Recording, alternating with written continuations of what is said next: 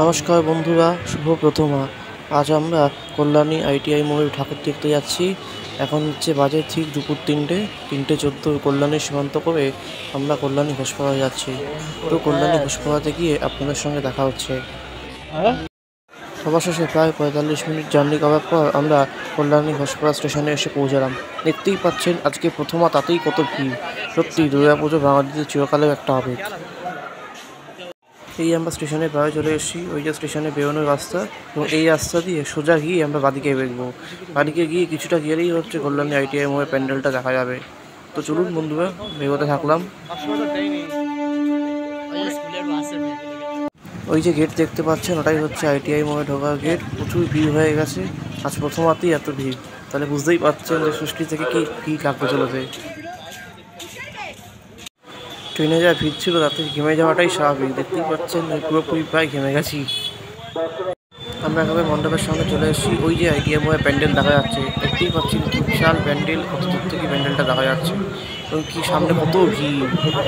এবং সামনে হচ্ছে এটা বেরোনোর দিক। আজ প্রথমে আজকেই হচ্ছে বিকেল 4টে নাগাদ হচ্ছে এই মণ্ডপটি সাধারণ দর্শকদের জন্য খুলে দেওয়া হবে। আমরাও ঠিক 4টে নাগাদ এসে পৌঁছেছি। দেখতেই পাচ্ছেন এখন থেকে কি বিশাল লাইন পড়ে গেছে। আমাদেরকে হচ্ছে এই লাইনে দাঁড়িয়ে হচ্ছে ঠাকুরকে দর্শন করতে হবে। বেশ কয়েক বছর ধরেই কিন্তু কল্যাণী ঠাকুর কলকাতার ঠাকুরগুলোকে সমানে সমানে টক্কর দিয়ে যাচ্ছে। অবশেষে আমরা লাইনে দাঁড়িয়ে পড়েছি। দেখতে পাচ্ছেন প্রচুর মানুষের ভিড় এখন। সমস্ত মানুষ দূর দূরান্ত থেকে, বিভিন্ন জেলা থেকে কল্যাণী ঠাকুর দর্শন করতে আসছে এখন। আমরা একটু একটু করে এগিয়ে চলেছি, কুটি কুটি পায়।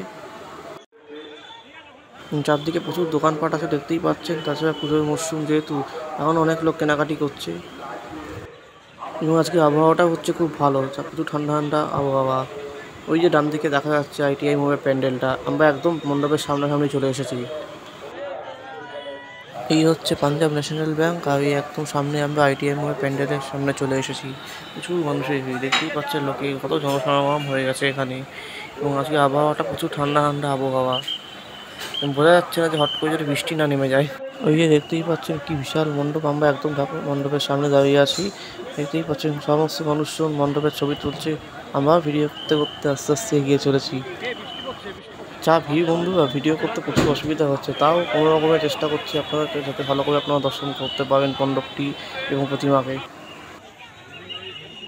এখানে দুদিক থেকে মণ্ডপে প্রবেশ পথ দিয়ে দিয়েছে, তাই জন্যই হচ্ছে এই জায়গাটা প্রচুর ভিড় হয়ে গেছে। এই দেখতেই পাচ্ছেন আমি মণ্ডপের সামনে দাঁড়িয়ে আছি। দেখুন কি বিশাল, কি উঁচু মণ্ডপ, কি আলোক সজ্জায় সুসজ্জিত করা আছে মণ্ডপটা।